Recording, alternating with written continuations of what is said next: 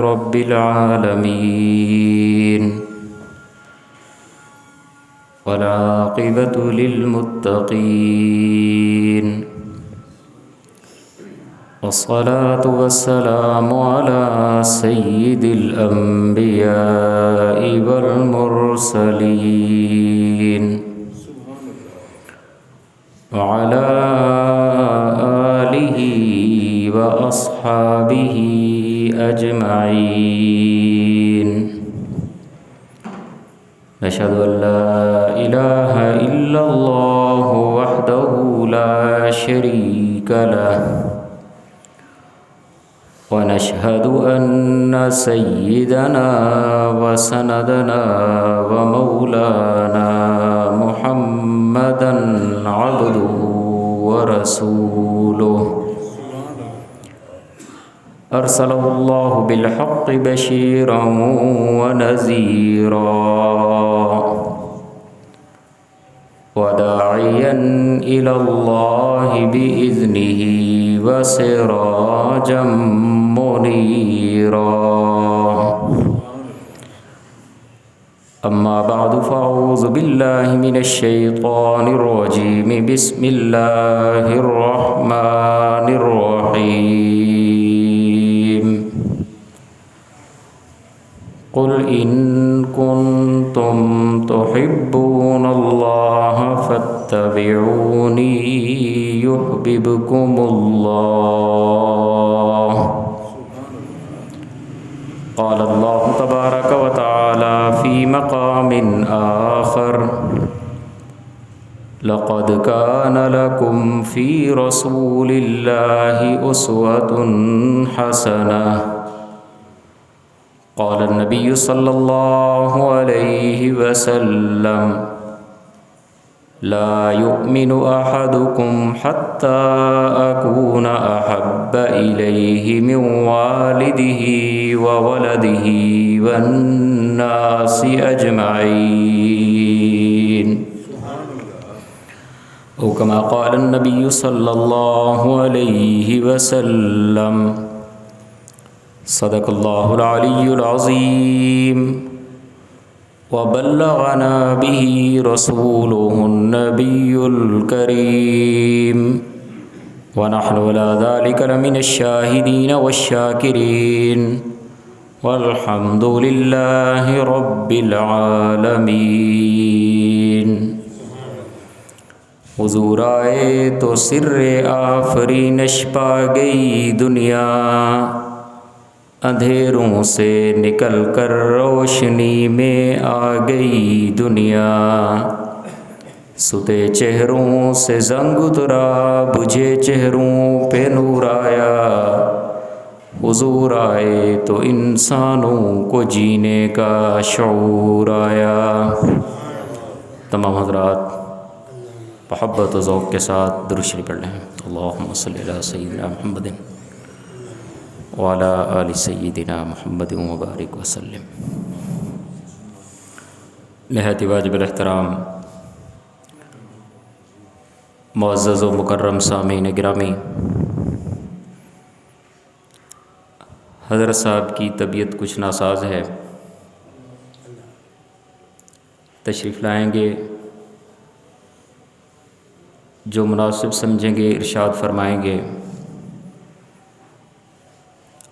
آپ کی تشریف آوری تک جو چیزیں حضرت صاحب سے حاصل کی ہیں اور ابھی انہوں نے سمجھائی ہیں وہ آپ حضرات کے سامنے عرض کرنا چاہتا ہوں۔ دعا ہے اللہ رب العزت حق سچ بیان کرنے، سننے، سمجھنے کی توفیق نصیب فرمائیں، اور الہ العالمین ہمارے حضرت صاحب دامت برکاتہم العالیہ کو صحت والی لمبی زندگی عطا فرمائیں۔ محترم سامعین، جناب رسول اللہ صلی اللہ علیہ وسلم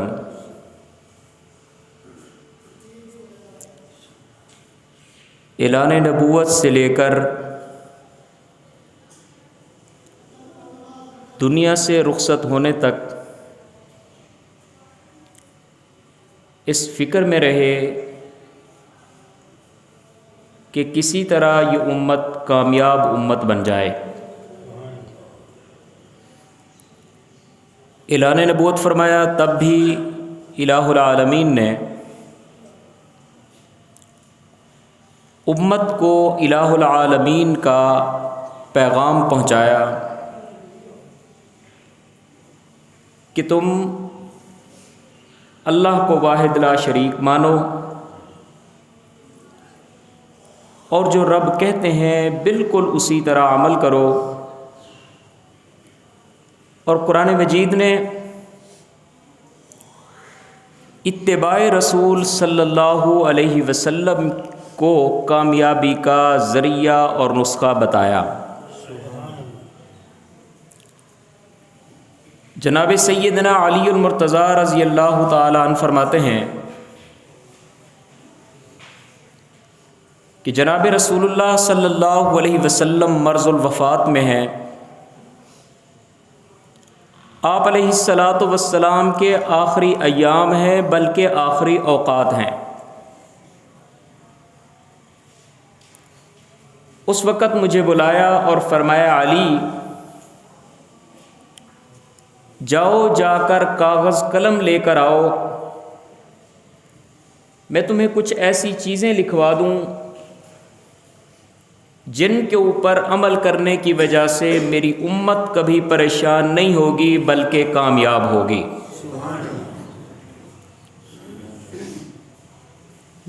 نبی علیہ السلام کی رحمت دیکھو، امت کے ساتھ شفقت اور پیار دیکھو۔ آخری وقت تب بھی فکر امت کی کامیابی کی۔ نبی علیہ السلام حضرت علی کو فرماتے ہیں، علی کاغذ قلم لے آؤ، میں کچھ چیزیں لکھوا دوں جس کے ساتھ میری امت کامیاب امت بن جائے گی اگر ان چیزوں پہ عمل کرے گی۔ محترم سامعین، قرآن مجید کے اندر ایک اور پیغمبر جناب سیدنا یعقوب علیہ السلام کا آخری وقت اور آخری وقت کی نصیحتیں اور وصیتیں بیان کی گئی ہیں۔ الہ العالمین فرماتے ہیں، ام کنتم شہداء اذ حضر یعقوب الموت اذ قال لبنیہ ما تعبدون من بعدی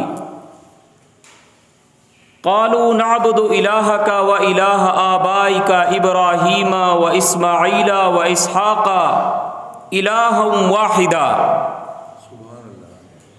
پیغمبر ہیں، نبی وقت ہیں، جناب سیدنا یعقوب علیہ السلام آخری وقت وصیت کا انداز قرآن مجید بیان کرتا ہے، اذ قال لبنیہ ما تعبدون من بعدی، اپنے بیٹوں کو، اپنے بچوں کو، اپنی اولاد کو بلا کر پوچھ رہے ہیں کہ تم میرے بعد کس کی عبادت کرو گے؟ تو بیٹے یک زبان ہو کر کہتے ہیں، نعبد الہک و الہ آبائک ابراہیم و اسماعیل و اسحاق الہا واحدا۔ اللہ پہ پیغمبر جو تم نے محنت کی ہے، جس رب سے آپ نے روشناس کروایا، ہم اس اکیلے رب کی عبادت کریں گے۔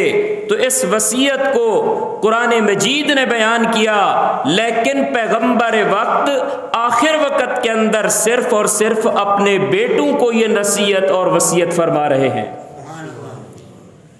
لیکن نبی علیہ السلام امت کے ساتھ کتنا شفیق ہے۔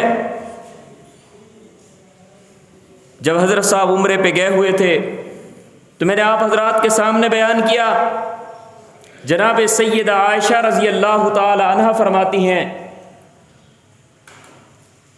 کہ نبی علیہ الصلاۃ والسلام نماز کی کیفیت بنا کر کھڑے ہو گئے جس طرح نماز کی کیفیت ہوتی ہے، مگر نبی علیہ الصلاۃ والسلام کے جب میں قریب گئی، زبان پہ جملے ہیں رب امتی رب امتی رب امتی، یہ جملے سنتی رہی۔ جب حضور نے نماز کی کیفیت کو ختم کیا، میں نے جا کر عرض کی یا رسول اللہ صلی اللہ علیہ وسلم، آپ کی کیفیت تو نماز کی تھی، مگر اس کیفیت کے اندر قرآن مجید کی تلاوت کی جاتی ہے، سورۃ فاتحہ پڑھی جاتی ہے، 7 سورت ملائی جاتی ہے، مگر آقا نامدار صلی اللہ علیہ وسلم آپ نے زبان کے اوپر جو جملہ تھا آپ کی زبان کے اوپر وہ تھا رب امتی رب امتی۔ نبی علیہ الصلاۃ والسلام فرمانے لگے عائشہ، کیا میں نے اپنے رب سے اپنی بیٹیوں کے لیے کچھ مانگا تھا؟ کیا اپنی اولاد کے لیے مانگا تھا؟ کیا کچھ رشتہ داروں کے لیے مانگا تھا؟ نہیں، بلکہ میں نے اپنی امت کے لیے اپنے رب سے مانگا، اب بھی مانگا، جب تک دنیا میں رہوں گا تب تک مانگوں گا۔ میدان محشر کے اندر لوگ اپنے عرق میں غرق ہوں گے، مگر میری زبان پہ جملہ ہوگا رب امتی رب امتی، بلکہ میں تو میزان عدل پر بھی پہنچ جاؤں گا اور کہوں گا رب امتی رب امتی، میرا رب میری امت کو بخش دے، میری امت کو بخش دے۔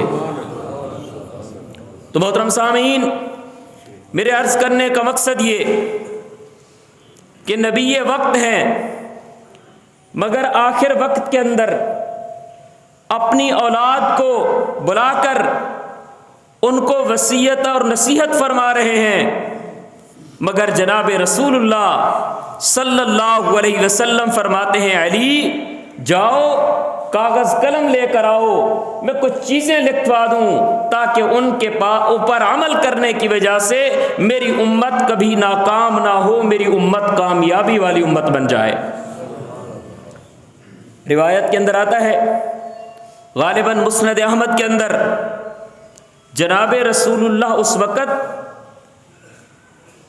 اتنی کمزور ہو چکے تھے کہ آپ کے بولنے کے اندر بات سمجھنے میں تھوڑی دقت ہوتی تھی، یعنی اس وقت بھی حضور کو فکر لگی ہوئی ہے کہ میری امت کا کیا بنے گا۔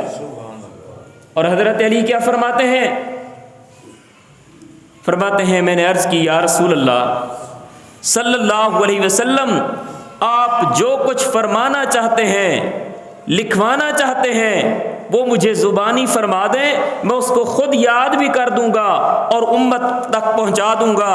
حضرت علی فرماتے ہیں میرے دل کے اندر یہ ڈر پیدا ہوا کہ کہیں ایسا نہ ہو میں کاغذ قلم لینے کے لیے جاؤں اور جناب رسول اللہ صلی اللہ علیہ وسلم اپنے خالق کے حقیقی کے پاس نہ چلے جائیں، اس لیے میں نے کہا یا رسول اللہ آپ مجھے بتا دیجئے، میں یاد کر کے امت تک پہنچا دوں گا۔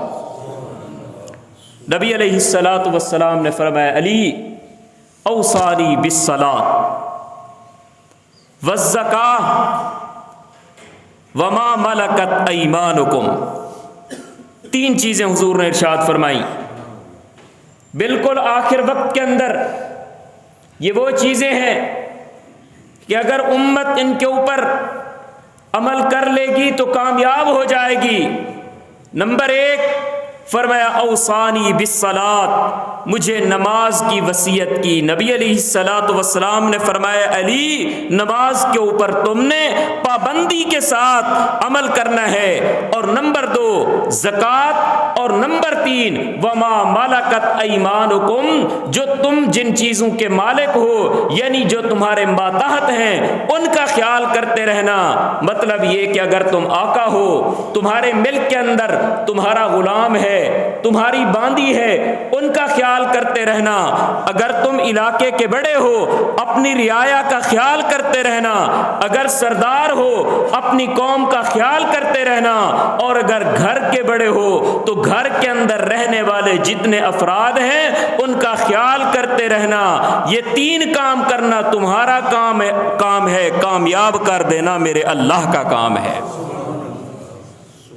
تو محترم سامعین, نبی علیہ الصلاۃ والسلام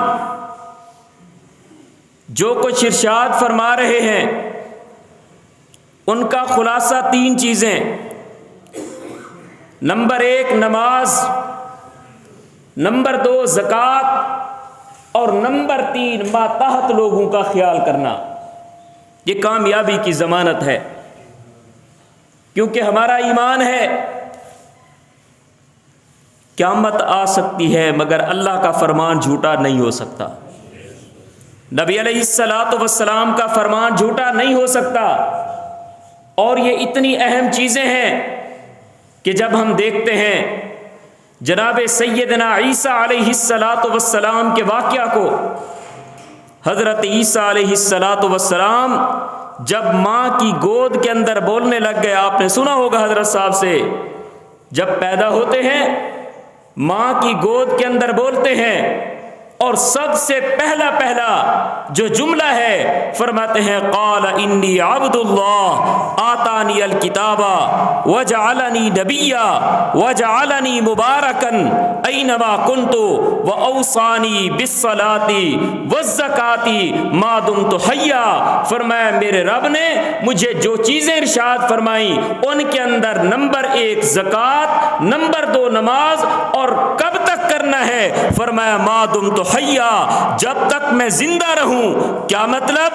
جو چیزیں الہ العالمین نے اپنے محبوب پیغمبر حضرت عیسیٰ علیہ الصلاۃ والسلام کو بچپن کے اندر دل کے اندر ڈال دی تھی, حکم ارشاد فرما دیا تھا, تمہارے اور میرے محبوب پیغمبر جناب رسول اللہ صلی اللہ علیہ وسلم جب دنیا سے جا رہے ہیں انہی چیزوں کا حکم اپنی امت کے لیے کر کے جا رہے ہیں.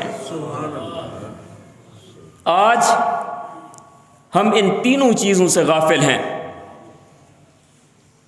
ہمیں نماز کا نہیں پتہ, ہم کتنے غافل ہو گئے ہیں نماز کے متعلق, جبکہ قرآن مجید کو جب بھی کھولا جائے نماز کا حکم, نماز کا حکم. نماز اتنی اہم چیز ہے, نماز اتنی اہم عبادت ہے کہ اس کے اندر آدمی کو رب کا دیدار نصیب ہوتا ہے, رب کی ملاقات نصیب ہوتی ہے. حدیث رسول مقبول صلی اللہ علیہ وسلم میں ہے الصلاۃ معراج المومن, نماز مومن کی معراج ہے. اور باقی جتنی بھی عبادتیں ہیں وہ زمین پر فرض ہوئیں, اور نماز وہ عبادت ہے جب اس کی فرضیت کا وقت آیا تو نبی علیہ الصلاۃ والسلام کو عرش بری پہ بلایا گیا اور وہیں پر حکم دیا گیا. واقعہ معراج وقت نہیں ہے کہ تفصیل کے ساتھ بیان کیا جائے, لیکن اتنا قدر ضرور بیان کروں گا کہ نبی علیہ الصلاۃ والسلام زمین کی سیر کرتے ہیں, بیت اللہ سے, مسجد اقصیٰ سے لے کر پھر 7ویں آسمان تک, پھر 7ویں آسمان سے عرش معلیٰ تک. جب وہاں پہنچتے ہیں الہ العالمین اپنا دیدار کرواتے ہیں, اور نبی علیہ الصلاۃ والسلام وہاں جا کر بھی امت کو نہیں بھولے, عرض کی الہ العالمین کسی طرح یہ چیز اور یہ خوش نصیبی بھی میری امت کو مل جائے. یعنی میں نے تو معراج کر لیا, میری امت کیسے معراج کرے گی؟ اوپر سے آواز آتی ہے 50 نمازیں فرض کر دی ہیں, جو بھی آدمی نماز کی ادائیگی کے اندر اہتمام کرے گا وہ یوں سمجھے کہ رب کے ساتھ اس نے میل ملاقات بھی کر لی, اور رب کا کے ساتھ معراج کا جو حکم ہے وہ میں نے اس کے ساتھ پورا کر دیا. تو محترم سامعین, ہمیں نماز کا خیال کرنا چاہیے. میں عرض یہ کر رہا تھا کہ زکوٰۃ فرض ہوئی، جناب سیدنا جبرائیل علیہ الصلاۃ والسلام حکم لے کے آئے، روزہ فرض ہوا، جناب سیدنا جبرائیل حکم لے کے آئے، حج فرض ہوا، حکم لے کے آئے، لیکن جس وقت نماز فرض ہوئی جبرائیل نہیں آئے، نبی علیہ الصلاۃ والسلام کو عرش پہ بلایا گیا اور وہیں جا کر الہ العالمین نے حکم دیا کہ جاؤ اپنی امت کو کہو کہ 50 نمازیں پڑھنا تمہارا کام ہے، معراج کا مرتبہ عطا کر دینا میں اللہ کا کام ہے۔ 50 نمازیں۔ نبی علیہ الصلاۃ والسلام واپس آئے، حضرت موسیٰ علیہ الصلاۃ والسلام سے ملاقات ہوئی، پوچھا کیا لے جا رہے ہو؟ نبی علیہ الصلاۃ والسلام خوش ہو کے فرماتے ہیں 50 نمازیں۔ روایات میں موجود ہے حضرت سیدنا موسیٰ علیہ الصلاۃ والسلام نے عرض کی جاؤ رب کو کہو اس کے اندر کمی کر دیں، 50 نمازیں بہت زیادہ ہوں گی۔ نبی علیہ الصلاۃ والسلام گئے، 5 کم ہوئیں، پھر گئے، 5 کم ہوئیں، آخر کے اندر 5 رہ گئیں، لیکن اوپر سے آواز آئی لا تبدیل لکلمات اللہ، محبوب پیغمبر آپ آئے، میں نے آپ کے آنے کی لاج رکھ دی، امت کے کھاتے کے اندر میں نے 5 کر دی ہیں، لیکن جاؤ اب بھی اعلان کرو جو 5 کا اہتمام کرے گا میں رب اس کو 50 کا ثواب دوں گا۔ تو محترم سامعین، نماز کا ہمیں خیال کرنا چاہیے، کیونکہ نماز کے بغیر کچھ بھی نہیں ہے۔ من ترک الصلاۃ متعمدا فقد کفر، یہ نبی کے الفاظ ہیں۔ من ترک الصلاۃ متعمدا فانا بریء منہ، نبی علیہ الصلاۃ والسلام فرماتے ہیں جس آدمی نے جان بوجھ کر نماز کو ترک کر دیا، میں محمد مصطفیٰ کے ساتھ اس کا کوئی تعلق نہیں، قیامت والے دن الہ العالمین ایسے آدمی کے ساتھ برات کا اعلان کر دیں گے جو بے نماز ہوگا، بے نماز اس کی سفارش نبی علیہ الصلاۃ والسلام قیامت کے دن بھی نہیں کریں گے۔ بلکہ ایک دفعہ نبی علیہ الصلاۃ والسلام تشریف فرما ہے، ایک صحابی عرض کرتے ہیں یا رسول اللہ صلی اللہ علیہ وسلم، میدان محشر کے اندر 1,24,000 نبیوں کی امتیں جمع ہوں گی، اور آپ کا وعدہ یہ ہے کہ جب تک آپ کا ایماندار غلام جنت میں نہیں جائے گا آپ اپنے رب سے راضی نہیں ہوں گے۔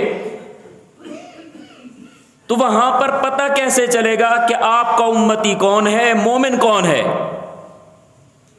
نبی علیہ الصلوۃ والسلام نے فرمایا کچھ بھی مشکل نہیں، کیونکہ جو میرا امتی ہے، جو میرا کلمہ پڑھنے والا ہے، وہ نماز پڑھتا ہے، نماز سے پہلے دن میں 5 مرتبہ وضو کرتا ہے۔ اب آپ دیکھیں جب سردی کا ٹائم ہوتا ہے، ٹھنڈا پانی ہم استعمال کر رہے ہوتے ہیں، بے شک تکلیف ہوتی ہے، لیکن ذرا اجر دیکھیں، نبی علیہ الصلوۃ والسلام فرماتے ہیں کہ میرا امتی 5 ٹائم جب نماز کے لیے وضو کرے گا، یہ قیامت کے دن اس کے اعضاء اتنا چمکتے ہوں گے کہ 14ویں رات کا چاند بھی مقابلہ نہیں کر سکے گا۔ تو میرا امتی جہاں بھی ہوگا، میرا ماننے والا جہاں بھی ہوگا، میں رب اس کو پہچان لوں گا، اور پہچاننے کے بعد میں اس کی شفاعت کروں گا، اور اپنے رب سے اس وقت تک راضی نہیں ہوں گا جب تک یہ جنت میں نہیں جائے گا۔ اگر ہم نے کامیاب ہونا ہے تو کامیابی کا تو ایک ہی راستہ ہے، اور وہ ہے نماز، نماز اور نماز۔ جبکہ نماز سے ہم کتنا دور چلے گئے۔ ہم اگر نماز پڑھیں گے، اہل خانہ نہیں پڑھتے، ہم پڑھیں گے، بچے نہیں پڑھتے، جبکہ قیامت کے دن صرف تمہارے متعلق سوال نہیں ہوگا، بلکہ نبی علیہ الصلوۃ والسلام فرماتے ہیں الا کلکم راعٍ وکلکم مسئول عن رعیتہ، خبردار تم میں سے ہر آدمی مسئول بنا کر، ذمہ دار بنا کر دنیا کے اندر بھیجا گیا ہے، اور قیامت کے دن ماتحتوں سے اس کے متعلق سوال کیا جائے گا۔ ابھی میں تھوڑی دیر پہلے نبی علیہ الصلوۃ والسلام کی وصیت کے الفاظ آپ کو سنا رہا تھا، وما ملکت ایمانکم۔ اس کا ایک مطلب اور مفہوم یہ بھی ہے کہ تمہارے جو ماتحت ہیں ان کے متعلق بھی سوال کیا جائے گا۔ ایک حدیث کا مفہوم ہے، نبی علیہ الصلوۃ والسلام فرماتے ہیں ایک ہی عورت 6 آدمیوں کو جنت کے اندر لے جائے گی اور ایک عورت 6 آدمیوں کو جہنم کے اندر لے جائے گی۔ ایک عورت 6 آدمیوں کو جنت میں لے جائے گی اور ایک عورت 6 آدمیوں کو جہنم میں لے جائے گی۔ میں مختصر عرض کروں، ایک عورت کو کہا جائے گا جہنم میں جا، کیوں؟ اس لیے کہ تو نماز نہیں پڑھتی تھی۔ وہ کہے گی میں تو جاؤں گی، مگر قصور کس کا ہے؟ جس گھر میں پیدا ہوئی وہاں 3 لوگوں کے ساتھ میرا واسطہ تھا، 3 لوگوں کی حکمرانی اور حکومت تھی۔ نمبر 1 میری ماں، نمبر 2 میرا باپ، نمبر 3 میرا بھائی۔ انہوں نے مجھے نماز کا کہا ہی نہیں، خود تو پڑھتے تھے مگر مجھے نہیں کہتے تھے۔ اور یاد رکھو نبی علیہ الصلوۃ والسلام کی تعلیم کیا ہے؟ فرمایا مروا صبیانکم بالصلاۃ اذا بلغوا 7 واضربوہم اذا بلغوا 10۔ فرمایا اپنے بچوں کو نماز کا حکم دو جب وہ 7 سال کے ہوں، اور اگر 7 سال کے بعد نماز نہیں پڑھتے تلقین کرتے رہو یہاں تک کہ جب 10 سال کے ہو جائیں۔ تمہاری ذمہ داری ہے، تم پر یہ لازم ہے کہ ان کو نماز کے متعلق سختی کرو، ان کو مار کر تادیبی کارروائی کر کے ان کو نماز کا عادی بناؤ۔ یہاں پر براہ راست بچوں کو نہیں حکم دیا جا رہا، ان کے والدین کو حکم دیا جا رہا ہے۔ تو الغرض وہ عورت کہے گی الہ العالمین میں تو جاؤں جہنم میں، لیکن جن لوگوں نے میری پرورش کرنی تھی، میری تربیت کرنی تھی، انہوں نے زندگی میں ایک بار بھی نماز کا نہیں کہا۔ اگر وہ میری عادت بنواتے تو میں بھی نماز پڑھنے والی ہوتی۔ الہ العالمین فرمائیں گے جاؤ اس کو بھی لے جاؤ اور ساتھ اس کے ان 3 رشتہ داروں کو بھی جہنم کے اندر لے جاؤ۔ پھر وہ کہے گی نہیں الہ العالمین 3 اور بھی تھے، میری شادی ہوئی، جس گھر میں پہنچی وہاں پر میرا رشتہ میرے شوہر کے ساتھ، میری ساس کے ساتھ، میرے سسر کے ساتھ اگر وہ کہتے، باقی تو میں ان کی ہر حکم کی تعمیل کیا کرتی تھی، لیکن نہ نماز کا کہتے نہ وہ ضرورت سمجھتے تھے، اسی لیے میں نماز نہیں پڑھتی تھی۔ الہ العالمین فرمائیں گے ان 3 کو بھی اس کے ساتھ جہنم میں لے جاؤ۔ تو محترم سامعین، ہماری کچھ ذمہ داریاں ہیں، خود نہیں صرف نماز کا اہتمام کرنا، بچوں کو بھی نماز کا اہتمام کروانا ہے۔ یہی وجہ ہے قرآن مجید کی دعاؤں کو دیکھو، رب اجعلنی مقیم الصلاۃ ومن ذریتی، الہ العالمین مجھے بھی نمازی بنا اور میری اولاد کو بھی نمازی بنا، میرے والدین کو بھی نمازی بنا۔ دعاؤں کے اندر بھی ان کا اہتمام کرنا لازم ہے۔ جب دعا کے اندر ان کو نماز کے لیے یاد رکھنا ضروری ہے تو نماز کے لیے ان کو ماحول فراہم کرنا بھی ضروری ہے۔ تو پہلی چیز جو کامیابی کی ضمانت ہے وہ نماز ہے۔ اوصانی بالصلاۃ، مجھے نماز کا حکم دیا۔ نمبر 2 فرمائے وبالزکوٰۃ، مجھے نبی علیہ الصلاۃ والسلام نے آخری وقت کے اندر جو وصیت کی، فرمایا زکوٰۃ کے متعلق لوگوں کو کہتے رہنا، زکوٰۃ کامیابی کی ضمانت ہے۔ ہم نماز کا تو کچھ نہ کچھ اہتمام کرتے ہیں، بڑے افسوس کی بات یہ ہے کہ زکوٰۃ ایک اہم فریضہ اور فرض ہے، لیکن ہم لوگ کافی دور اس سے نکل گئے ہیں، زکوٰۃ ادا نہیں کرتے، اور اگر ادا کریں تو پورا اس کا خیال نہیں کرتے، اس کے کیا احکامات ہیں کبھی پتہ ہی نہیں کرتے، زکوٰۃ کن چیزوں پر فرض ہے، کتنا فرض ہے، کتنا دینی ہے۔ اتنا بڑا مجمع ہے، ہم میں سے اکثر لوگوں کے زکوٰۃ کے مسائل ہم لوگوں میں سے پتہ ہی نہیں ہے، ہم لا علم ہے، جبکہ زکوٰۃ اتنی اہم ہے جتنی نماز اہم ہے۔ 5 ٹائم مسجد کے اندر ہم آتے ہیں، پابندی کرتے ہیں نماز کی ادائیگی کے لیے۔ قرآن مجید کے اندر آپ دیکھیں، قرآن مجید کو اٹھائیں، کتنی مقامات ایسے ہیں کہ جہاں پر نماز کے ساتھ زکوٰۃ کا تذکرہ ہے۔ اللہ کمی بیشی معاف فرمائے، غالباً 27 جگہیں قرآن مجید کے اندر ایسی ہیں جہاں نماز کے ساتھ زکوٰۃ کی ادائیگی کا حکم متصل دیا گیا ہے، اکٹھے دیا گیا ہے۔ اقیموا الصلاۃ آتوا الزکاۃ، نماز قائم کرو، زکوٰۃ ادا کرو۔ حضرت سیدنا عیسیٰ علیہ السلام فرماتے ہیں، میرے رب نے مجھے زکوٰۃ اور نماز کا حکم ارشاد فرمایا اکٹھے۔ اور حضرت علی فرماتے ہیں، آخر وقت کے اندر نبی علیہ السلام کی جو مجھے وصیت تھی امت کی کامیابی کے لیے، اس وصیت کے اندر بھی نماز کے ساتھ زکوٰۃ کا تذکرہ موجود تھا۔ زکوٰۃ کسے کہتے ہیں؟ اس کا لغوی معنی پاک ہونا۔ کیوں؟ زکوٰۃ نکلنے کے ساتھ، زکوٰۃ کی ادائیگی کے ساتھ جو بقیہ مال ہے وہ پاک ہو جاتا ہے۔ آدمی لاکھ کوشش کرے حرام نہ ملائے، لیکن بسا اوقات انجانے میں کوئی ایسا کام ہو جاتا ہے جس کی وجہ سے مال کے اندر کچھ مشکوک مال آ گیا، کوئی اس طرح کا مال آ گیا، تو زکوٰۃ کا حکم در حقیقت میل کچیل کا ہے۔ یہی وجہ ہے آپ زکوٰۃ کو اللہ کے گھر پر نہیں لگا سکتے، کیونکہ میل کچیل ہے۔ اسی زکوٰۃ کے نکلنے کے بعد بقیہ جو مال ہے وہ پاک بھی ہو جاتا ہے، وہ برکت والا بھی ہو جاتا ہے، اور ہم لوگ اس کا اہتمام ہی نہیں کرتے۔ ہم یہ سمجھتے ہیں کہ شاید اگر زکوٰۃ نکال دی گئی تو مال کم ہو جائے گا، حالانکہ زکوٰۃ نکالنے کے ساتھ مال کم نہیں ہوتا، مال پاکیزہ ہو جاتا ہے اور اللہ کی طرف سے اس کے اندر برکت آ جاتی ہے۔ اور دوسری بات، زکوٰۃ کا معنی نما، بڑھنے کا۔ کیا مطلب؟ کہ زکوٰۃ ادا کرنے سے مال بڑھتا ہے۔ آپ غالباً اس بات سے اتفاق نہ کریں۔ کیوں؟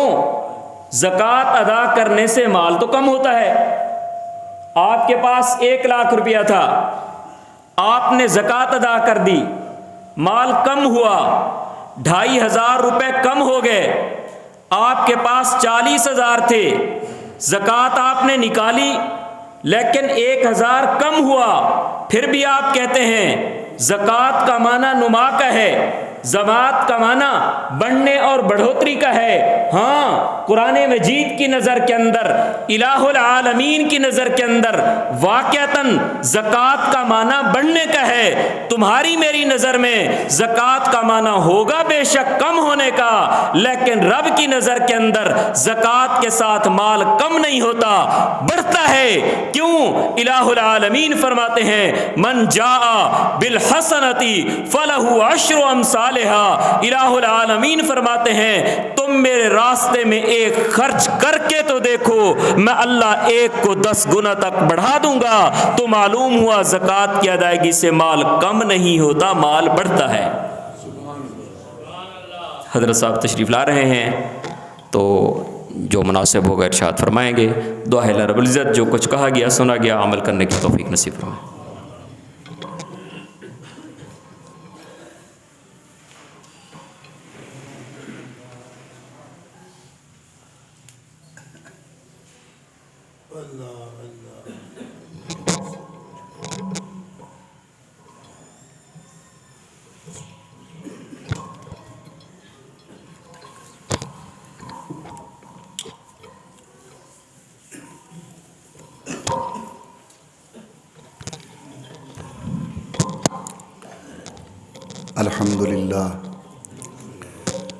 الحمدللہ وکفا والصلاة والسلام علی سید الرسل و خاتم الانبیاء وعلی آلہ الاتقیاء و اصحابہ الاصفیاء اما بعد۔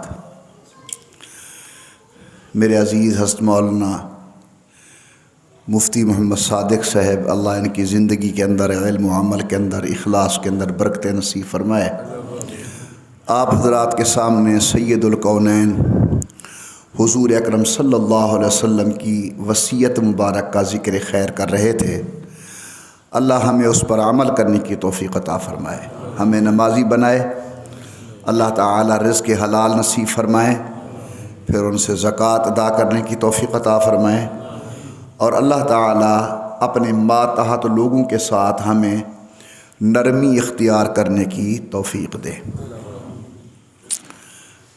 آپ دیکھ رہے تھے کہ چند مہینوں سے میں نماز بیٹھ کے پڑھ رہا تھا۔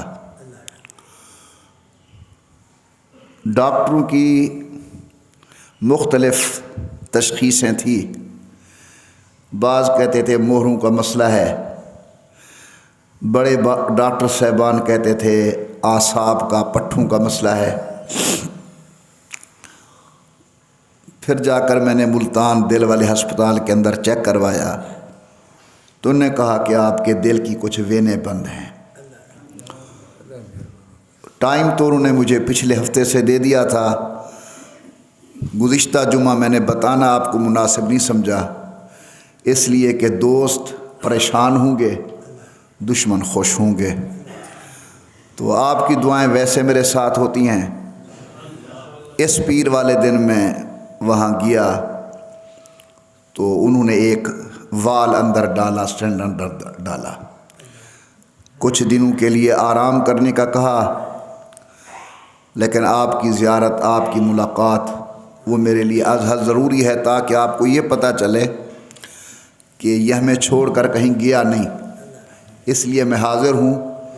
تقریباً میرا خیال ہے آج 35 سال ہو گئے ہیں میرا کوئی جمعہ یہاں کا قضا نہیں ہے، سوائے اس کے کہ حرم شریف چلا جاؤں، اللہ سب کو لے جائے، وہاں کی سعادت نصیب فرمائے، وہاں بھی آپ دعاؤں میں شریک رہتے ہیں، تو میرے لیے دعا کریں، میں آپ کے لیے دعا گو ہوں۔ اللہ تعالیٰ سب کو صحت و عافیت والی زندگی نصیب فرمائیں۔ الحمدللہ رب العالمین، والصلاة والسلام علی سید الانبیاء والمرسلین وعلی آلہ وصحابہ اجمعین۔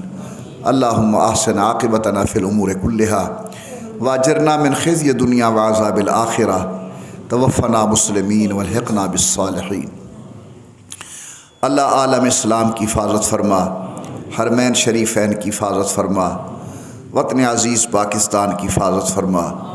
اللہ ہمارے ملک کو داخلی خارجی فتنوں سے بچا، وطن کو سلامتی استحکام نصیب فرما، امن کا گہوارہ بنا، مساجد و مدارس خانقاہوں کی حفاظت فرما، سکول کالج یونیورسٹیوں کی حفاظت فرما، وطن میں رہنے والے ایک ایک انسان کی حفاظت فرما۔ یا اللہ ہماری اولادوں کو نیک اور صالح بنا، ہمیں حضور اکرم صلی اللہ علیہ وسلم کے بتائے ہوئے ارشادات عالیہ پر عمل کرنے کی توفیق عطا فرما۔ اللہ تو نے ہمیں بہت بڑا مقام نصیب کیا کہ حضرت کی غلامی، حضرت کی امت بنایا، اب ہمیں یہ بھی توفیق دے کہ ہم حضرت کے فرامین طیبہ پر عمل کرنے والے بنیں۔ الہ العالمین ہماری اولادوں کو نیک اور صالح بنا۔ دوستو، ہمارے ایک بزرگ گزرے ہیں، حضرت مولانا محمد عبدالستار توسوی رحمۃ اللہ علیہ، جو ہم سب کے شیخ تھے، اللہ نے بہت بڑا کام ان سے لیا ہے دین کا۔ وہ بیانات میں کہا کرتے تھے کہ بے حیائی کا سیلاب آ رہا ہے، بے حیائی کا طوفان آ رہا ہے۔ ہم دیکھتے تھے کہاں ہے بے حیائی کا طوفان۔ ان کے چلے جانے کے بعد آج محسوس ہو رہا ہے کہ ایک بے حیائی کا طوفان ہے، اولاد کے ہاتھ والد کے گریبان تک جا پہنچے ہیں، بیٹی ماں کے ساتھ بدتمیزی و بد کلامی کر رہی ہے، ہمسایہ ہمسائے کی عزت کا دشمن بن چکا ہے، بڑے کا اگر ہاتھ لگے تو چھوٹے کو ختم کر دے۔